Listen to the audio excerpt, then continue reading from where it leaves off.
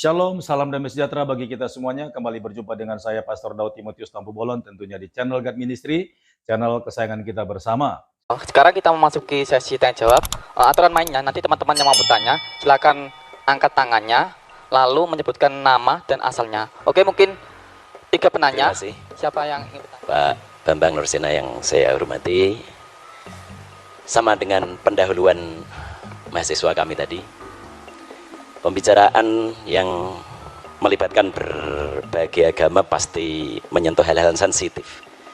Tapi insya Allah dengan semangat persaudaraan dan kasih sayang akan kita lalui masalah sensitivitas itu.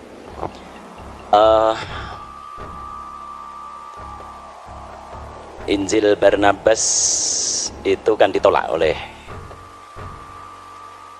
komunitas Kristen. Saya ingin bertanya sebetulnya bagian mana yang menjadikan Injil Barnabas itu harus ditolak. Kalau kesalahan-kesalahan data kecil itu saya kira juga terjadi di dalam Injil-Injil yang lain. Misalnya when down padahal seharusnya when up misalnya. Saya kira itu kesalahan kecil yang tidak harus berimplikasi kepada satu stigma heretik. Mohon maaf, apakah mungkin penolakan terhadap Injil Barnabas itu sebetulnya karena ada indikasi yang menunjukkan Muhammad yang akan datang setelah Yesus. Kalau tadi disebut the admirable, itu mungkin istilah yang baru muncul di abad-abad pertengahan gitu ya. Tapi saya pernah membaca juga bahwa dengan makna yang sama tetapi dengan menggunakan kata Yunani, Muhammad itu juga disebutkan itu dalam Phareklida atau apa saya lupa itu. Apakah benar asumsi saya itu? Yang kedua, apa sesungguhnya keberatan yang paling utama umat Kristiani sehingga tidak menerima Muhammad dan meyakini Muhammad sebagai nabi sebagaimana Yesus dan Musa alaihi wassalatu wassalam. Dan yang ketiga, terakhir, bagaimanakah sikap saudara-saudara Kristiani terhadap para hermeneut yang pada umumnya berangkat dari gereja tetapi kemudian tampak sekali usaha mereka untuk membuat Bible diterima oleh modernitas. Banyak sekali yang berusaha menyuwun sewu, misalnya kalau tidak salah Emilio Betti, kemudian yang ingin tanda kutip menyelamatkan Bible dari irasionalitas begitu. Dan ini dari kalangan gereja sendiri. Misalnya banyak hal-hal yang mereka anggap mitologis sekali yang tidak mungkin bisa diterima oleh nalar modern, sehingga harus ada upaya demitologisasi misalnya terhadap Bible gitu. Nah, bagaimana? Apakah pandangan-pandangan para hermeneut yang kritis tersebut juga menjadi mainstream di dalam dalam pikiran para penganut Kristiani? Saya kira itu. Mohon maaf. Terima kasih. Untuk penanya yang ketiga. Assalamualaikum warahmatullahi wabarakatuh. Nama saya Bambang, tapi bukan Nursena, Pak. Jadi kalau kebetulan namanya sama, saya jadi jurusan ilmu Al-Quran dan Tafsir. Mungkin sudah ratusan bahkan puluhan bahkan ratusan kali saya mengikuti apa yang disampaikan oleh Pak Bambang, karena memang saya sudah sering mengikuti apa yang disampaikan oleh Pak Bambang sekitar 2 tahun lebih. Jelas yang saya tahu Pak Bambang ini adalah orang yang pernah belajar di Timur Tengah, apakah itu di Syria dan sebagainya, dan ia pertama kali yang mengenalkan tentang kekristenan ortodok di Indonesia. Pertanyaan saya begini Pak Bambang, apakah tadi sudah disampaikan, apa belum? Mohon maaf karena saya tadi agak telat, jadi baru beberapa menit yang lalu saya datang, mohon maaf. Jadi misalkan nanti tadi sudah disampaikan dengan rinci, ya mungkin bisa diulangi lagi karena saya baru datang. tentang problematika Injil Barnabas ini. Jadi sesuatu sebagaimana yang disampaikan oleh Pak Dosen Agus tadi, bahwa ini ditolak karena apakah memang penolakan ini berdasarkan bahwa di dalamnya ada nubuat-nubuat tentang Muhammad. Yang kedua tentu bahwa sahabat-sahabat dari atau teman-teman dari kekristen menolak tentu berdasarkan siapa sebenarnya penulis ini. Tadi saya sudah ke teman-teman yang mungkin mendengarkan, dia mengatakan kata Pak Bambang pendeta siapa itu. Nah, begini Pak, ya tentang yang menulis Injil Barnabas ini sendiri, saya mendapatkan beberapa jawaban yang mohon maaf berbeda. Bahkan itu mohon maaf dari teman-teman Kristen itu sendiri. Pernah saya tanyakan, ini siapa sebenarnya penulis Injil Barnabas, kenapa ini ditolak? Dia mengatakan bahwa yang menulis ini ada yang mengatakan salah seorang warga yang berkedudukan di Austria. Kemudian ada yang mengatakan bahwa ini ditulis oleh Mustafa de Arande, salah seorang muslim yang ada di Spanyol. Pertanyaan saya, siapa sebenarnya penulis Injil Barnabas ini menurut Pak Bambang Dosena, dan tentu dengan didukung dengan bukti-bukti sejarah maupun bukti-bukti secara tertulis. Baik, Assalamualaikum warahmatullahi wabarakatuh. Iya, terima kasih. Yang pertama, bagaimana tentang adanya kontradiksi? Sebetulnya begini, kalau kitab itu munculnya kira-kira ratusan tahun, kontradiksi yang dipahami oleh orang modern itu harus didefinisikan ulang apa. Kalau Anda tidak usah ngomong 1500 tahun lah. Zaman Pangeran Diponegoro dengan sekarang aja kan alam tanggalannya beda, hitungan waktunya beda. Coba kira-kira kalau kita membaca tulisan dari zaman Majapahit. Ini satu contoh, ini belum lama, ini baru ratusan tahun. Ya, misalnya Putra Nirasang Sinagara beri pamotan pungkasan beri Kertabumi kapernah paman Prabu Moktaring Kedaton Isaka Warsa Sunyanura Yuganing Wong. Ini bahasa Jawa kuno ini. Kira-kira Anda paham nggak kira-kira bahasa ini? Terus kemudian orang berdebat sekarang tentang runtuhnya Majapahit tahun berapa. Lalu semua yang ditunjuk itu angka. Ada yang mengatakan 100 tahun setelah tahun 1500, ada yang mengatakan 1478, itu kan kontroversi. Yang menolak dan yang menerima sama-sama pakai kalender yang beda dengan zaman Majapahit. Karena waktu itu belum ada penulisan angka, yang ada Surya Sengkala. Zamannya Sultan Agung baru dibuat yang namanya Candra Sengkala. Karena hitungannya pakai bulan. Lah ini belum sampai 1000 tahun, masih 600-an tahun, kita kontroversinya sudah seperti itu. Apa ini bertentangan?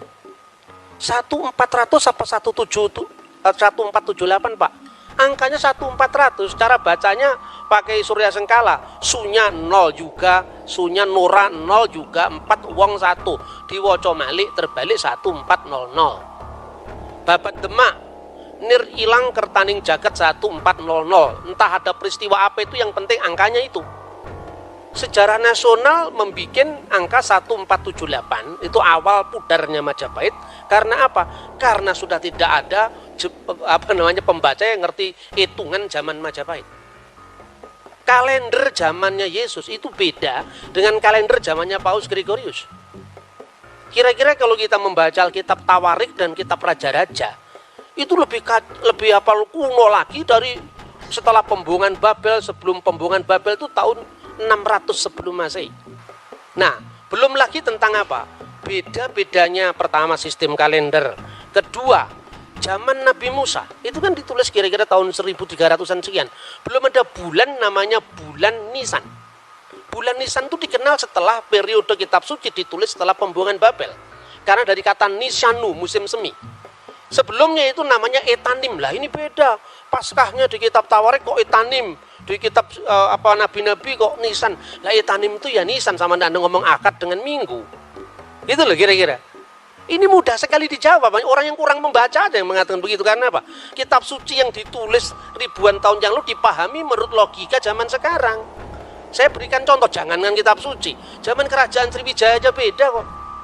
Belum lagi kompleksitas perjanjian baru. Karena di perjanjian baru, ketika gereja ada di Yerusalem, kalendernya pakai kalender Ibrani. Ketika gereja melangkah ke Antioquia, mulailah muncul gereja ortodoks Syria. Ke Mesir mulai Koptik muncul. Kalendernya apa? Beda-beda lagi. Orang Koptik memakai kalender Anno Martiri dihitung melalui peredaran bintang Sirius. Tetapi orang Yerusalem kuno memakai kalender Ibrani yang disebut kalender seperti Islam, Anno Hijriah itu, pakai peredaran bulan. Ketika tanggal itu dikonversikan ke dalam teks yang lain, harus ada penyesuaian. Seorang lahir tanggal 27 bulan Zulkaizah tahun 1383 misalnya. Ayo masihnya berapa? Ngitung Natal, saya bisa hitung kepada Anda. Sampai detail saya bisa ngitung. Karena apa? Saya belajar kekristenan dari sumber aslinya, sumber primer. Saya tidak menafikan orang barat yang belajar kitab suci. Tetapi rata-rata yang mereka baca itu sumber sekunder. Jadi misalnya, Natal dituduh kelahiran Dewa Matahari. Lalu sedangkan Natal itu sudah ditentukan di Mesir tahun 189 kok. Kalender penyembahan Dewa Matahari baru tahun 274 zamannya Aurelius. Karena orang barat termasuk penulis entry Christmas di Britannica, Americana tidak pernah baca buku Didascalia Apostolorum yang pakai bahasa Koptik, bahasa Yunani, dan itu yang saya koleksi sampai hari ini. Nah, makanya bagi saya perbedaan informasi karena sistem kalender yang berbeda, angka tahun yang berbeda, itu persoalan sejarah, bukan persoalan ini. Kedua, visi teologis yang berbeda. Masing-masing penulis itu punya latar belakang yang mewarnai tulisannya. Karena di dalam pandangan Yahudi Kristen, yang namanya wahyu itu bukan sesuatu yang turun dari langit, tetapi wahyu itu menyejarah. Taurat bicara dalam bahasa manusia, kata misalnya orang Yahudi. Kristen juga demikian. Setelah aku menyelidiki dengan seksama segala peristiwa yang terjadi di antara kita, dari saksi mata dan pelayan firman misalnya. Artinya di situ ada riset. Nah, sekarang ini definisi tentang wahyu aja kita belum sama kok. Kita mau menilai agama orang dari perspektif kita, itu loh kira-kira. Nah, itu satu. Kedua, kenapa Injil Barnabas itu ditolak? Pertama, bukan karena isinya Muhammad atau tidak, menerjemahkan aja orang Kristen kok. Islam kan tinggal enaknya sudah diterjemahkan. Kan jarang yang ngerti bahasa Itali. Yang ngerti bahasa Itali kan pastor-pastor Katolik. Sudah diterjemahkan tinggal baca. Kalau orang Kristen punya niat jahat, nggak perlu dong diterjemahkan. Ngapain diterjemahkan? Itu merugikan kita. Tapi karena semangat keilmuan kita terjemahkan. Sampai penerjemahnya di dalam bahasa Arab pun juga orang Kristen Koptik. Namanya adalah Khalil Sa'adah. Tetapi demi keilmuan dia memberikan contoh bahwa memang dalam konteks Perjanjian Baru itu misalnya ada persoalan-persoalan angka tahun, misalnya Yesus lahir zaman Kirenius atau tidak. Tetapi bangunan dasar seluruhnya betul ditemukan prasasti tentang kata iterum, dia yang kedua kali bertakhta. Tetapi soal Injil Barnabas ini parah sekali karena memang abad 16 dari abad pertama. Jadi bukan persoalan ada Muhammad atau ada tidak ada Muhammad, bukan, tapi karena semangat keilmuan. Lah memang Injil abad 16 masa mau dipakai, sedangkan peristiwanya abad pertama. Sekarang gini, Anda percaya nggak proklamasi 17 Agustus tahun 1945? Percaya dari mana? Dokumennya ada, Pak. Koran-koran dari zaman Jepang, Suara Asia, Arsip Nasional memang ada. Kemudian kira-kira ratusan tahun kemudian orang mengatakan, loh kenapa informasi saya nggak diterima? Lah yang jelas kamu datang tiba-tiba dan punya nilai sejarah, bagaimana mau diterima? Nah, soal admirable itu bukan soal begitu. Karena di dalam naskah kuno manapun, sekarang ini terlalu mudah, saudara-saudara. Ada teman-teman yang mengartikan Parakletos itu dengan Periklitos yang terpuji, admirable. Tidak ada naskah manapun yang eksis dari 5.780 naskah. Semuanya berbunyi sama.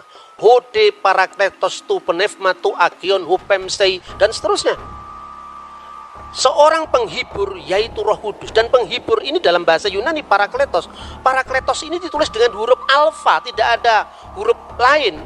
Sebab kalau bahasa Ibrani kan seperti bahasa Arab, ya ada jitir. Bahasa Arab itu kan dibentuk dari 3 huruf, ya. Bahasa Ibrani namanya sores. Misalnya salum dari shin, lamid, mim, sama dengan bahasa Arab salam. Nah, kemudian di situ ada menjadi kata kerja baru, kata benda baru.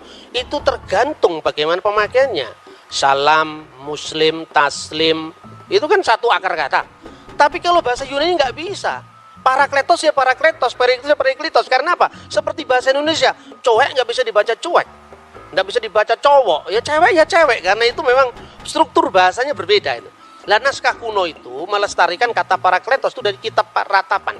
Kitab Ratapan menerjemahkan parakletos dari Menahem. Menahemma dalam bahasa Aram.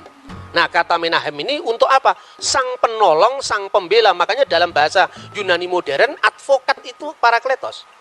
Yesuslah Parakletos. Di mana disebutkan? 1 Yohanes pasal 2 ayat 1. Kalau kamu berdosa, ada pembela antara kita dan Allah, ada Parakletos, yaitu Yesus Kristus yang adil. Roh Kudus disebut Alon Parakleton. Parakletos yang lain, tapi kata Alon itu menunjukkan satu dan berhubungan. Sementara kata uteros itu lain bertentangan. Misalnya, lo yihye Elohim akhirim alfanai. Jangan ada Elohim lain, ilah-ilah lain di hadapan hadiratku. Misalnya, di Kalok 10 perintah Allah. Itu disebut theoi uteroi, ilah-ilah yang lain. Odeis theos uteros. Jangan ada ilah yang lain. Uteros itu lain bertentangan. Tapi alos atau alon itu yang lain tapi dalam hubungan. Karena Roh Kudus itu rohnya Allah, atau hidup ilahi yang dalam diri Allah, sementara Yesus itu adalah firman yang menjadi daging. Bukan Yesus yang disebut Tuhan itu kemanusiaannya itu bukan. Yang mati itu ya bukan Tuhan, manusia, maka dikatakan yang dibunuh dalam keadaan manusia.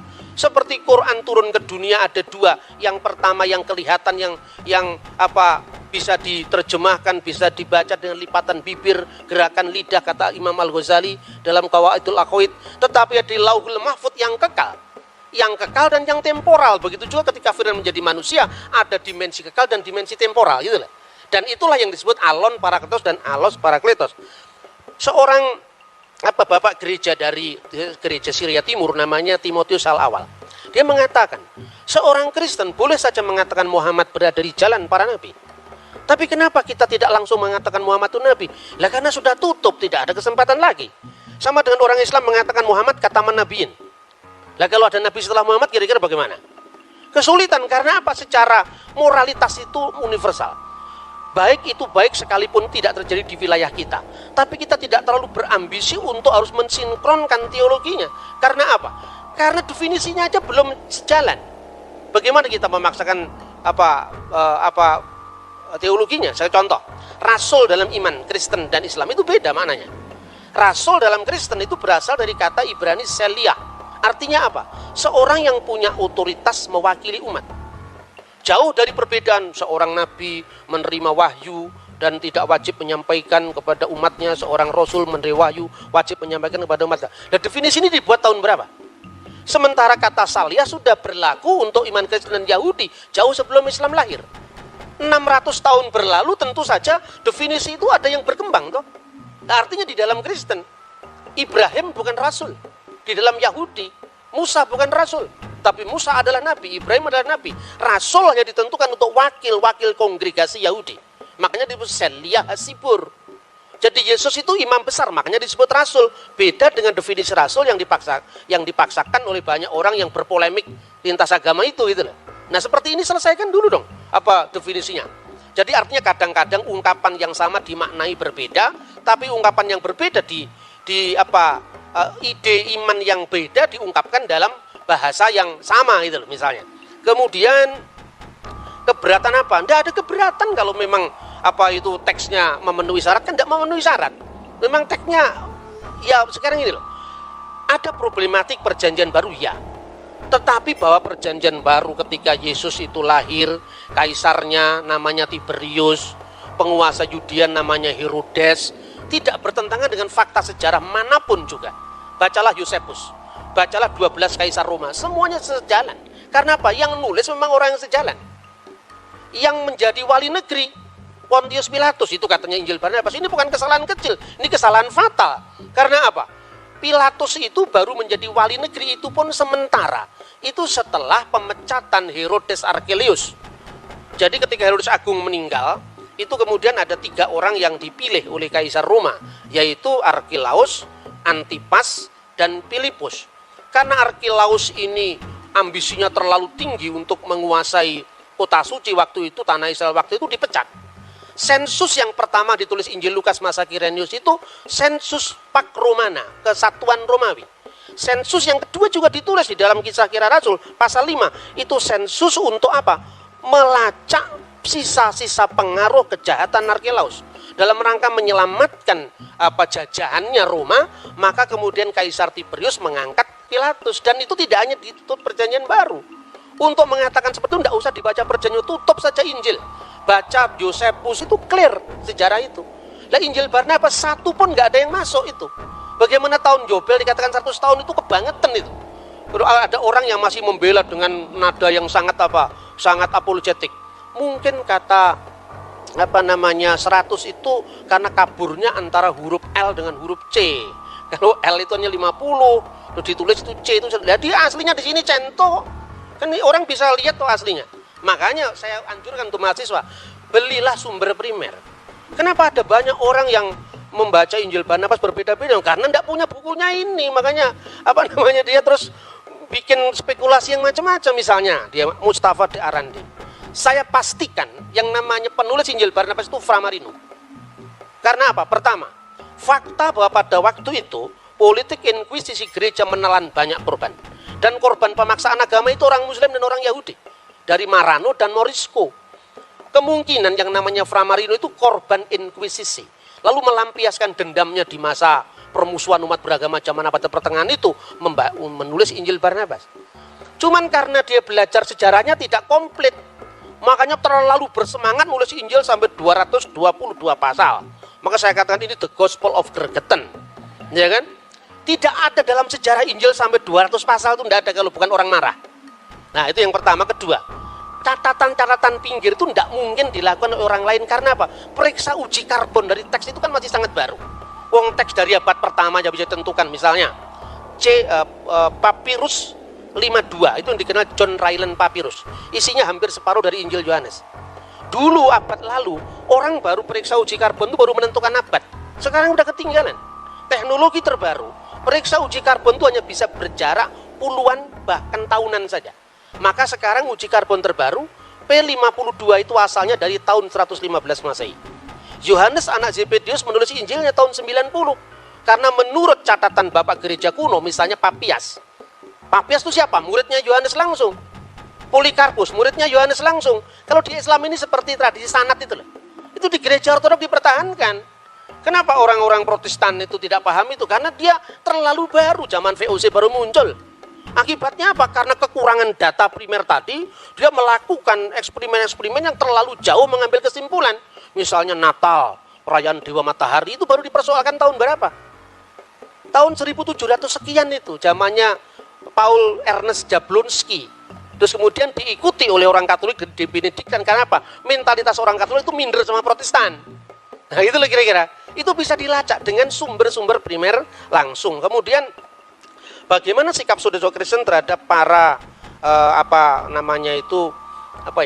seket gereja yang mengatakan bahwa ternyata Bible tidak tahan dengan teks-teks modern itu suara abad lalu itu. Sekarang udah ketinggalan kereta. Sekarang kenapa saya bilang begitu? Sekarang gini, jujur saja lah.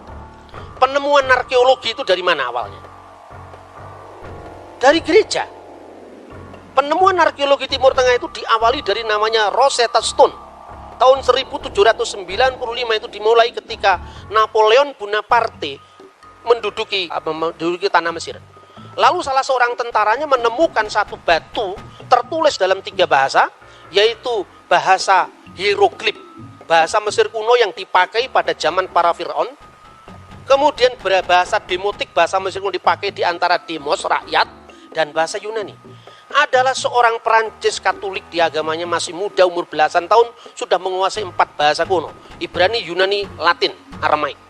Ketika dia mendapat pengumuman dari zaman Napoleon, siapa yang mau ikut ekspedisi arkeologi ke Mesir? Dia datang, bingung waktu di Mesir, apa yang dia lakukan? Dia tanya, komunitas terkuno dari gereja ini, dari Mesir ini apa? Islam? Bukan, baru abad ke-7. Kristen Ortodoks Yunani juga tidak, Kristen Koptik Ortodoks. Nah, untuk dia bisa komunikasi dengan orang setempat, dia pakai bahasa Arab. Lalu masuk gereja, bingung dia.